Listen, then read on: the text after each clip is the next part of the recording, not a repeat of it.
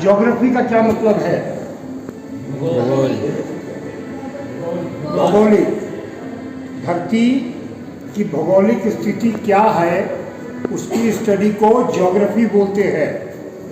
And what is geology? Geology भूगर्भ विज्ञान। धरती के अंदर क्या क्या है, कौन कौन से मिनरल्स हैं, कौन कौन सी चीज़ें हैं, उसको जियोलॉजी बोलते हैं। और एक टर्म ये ऐसी है जिसका नाता सर्वे से है, उसको बोलते हैं जियोडिसी। क्या बोलते हैं? जियोडिसी। जियोडिसी का क्या मतलब है?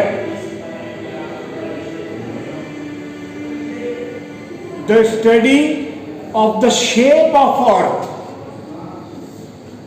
अर्थ की जो शेप है उसकी स्टडी को जियोडिसी बोलते हैं। हाँ, और पूरा का पूरा सर्वे का सिद्धांत जो है उस जियोडिसी पे आधारित है।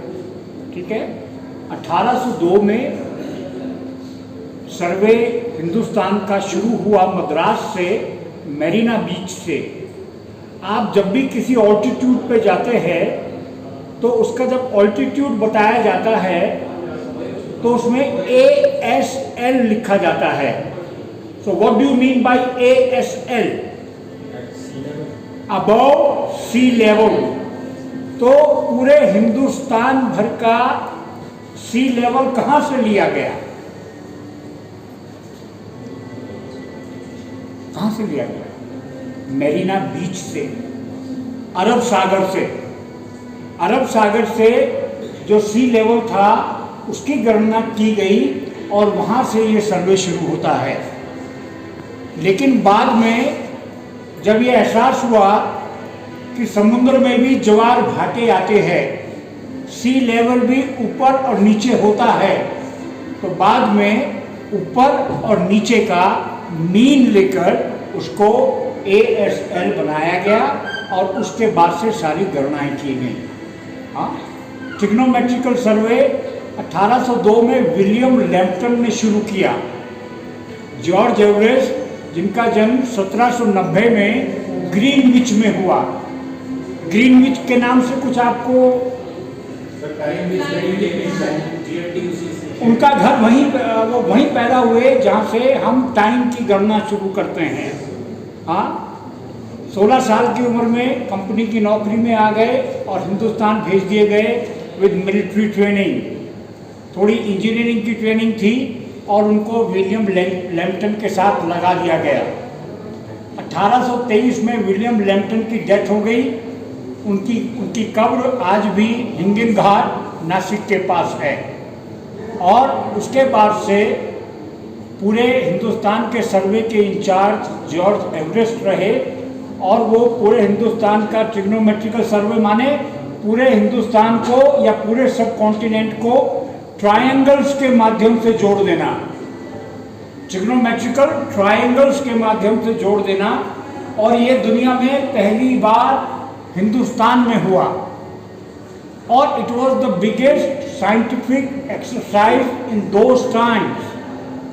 हिंदुस्तान जैसे बड़े भूभाग का सर्वे करना, हर नदी का, हर नाले का, हर पहाड़ का, हर पेड़ का, ये सारे सर्वे उन्होंने किए।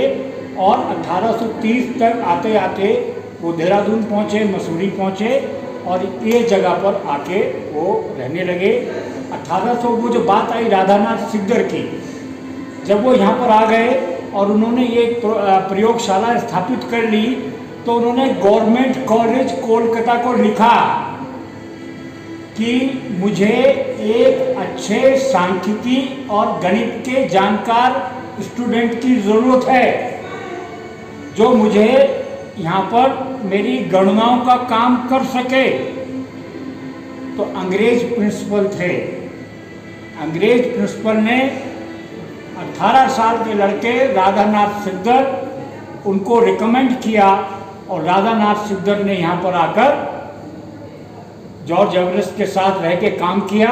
उसके बाद जो जॉर्ज एवरेस्ट के बाद के जो सर्वेयर जनरल थे उनके साथ ज़्यादा बड़ा काम किया और 5 चोटियाँ, देवर 5 पीक्स जिनकी गणना उन्होंने की और एंड्रयू वॉग ने 4 साल तक उन गणनाओं के ऊपर लगातार काम करवाया कि ये घोषणा कर देने से पहले अच्छा है कि हम ये जान लें कि वास्तव में पीक नंबर 15, तब उसका नाम एवरेस्ट नहीं था, पीक नंबर 15 क्या वाकई ही दुनिया की सबसे ऊंची है।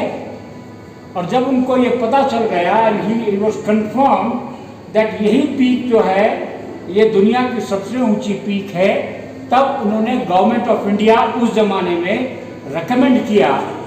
और गवर्नमेंट ऑफ इंडिया ने जब जॉर्ज एवरेस्ट को कहा कि आपके नाम से रखा जाता है, तो जॉर्ज एवरेस्ट बहुत खुश नहीं थे।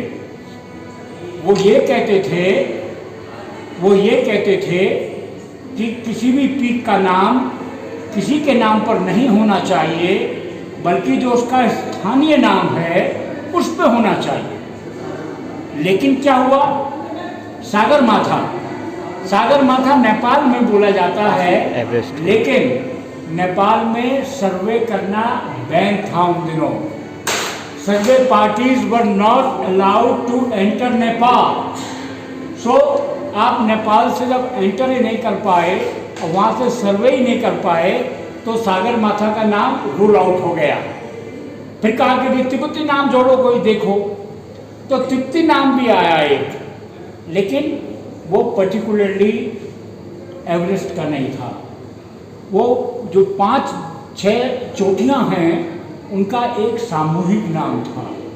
इसलिए at the end of the day George Everest accepted that the peak should be named after himself. ठीक है, अब आप आराम से पूरी तरीके से इस म्यूज़ियम को देखिए इंडिपेंडेंटली। ठीक है, चलिए।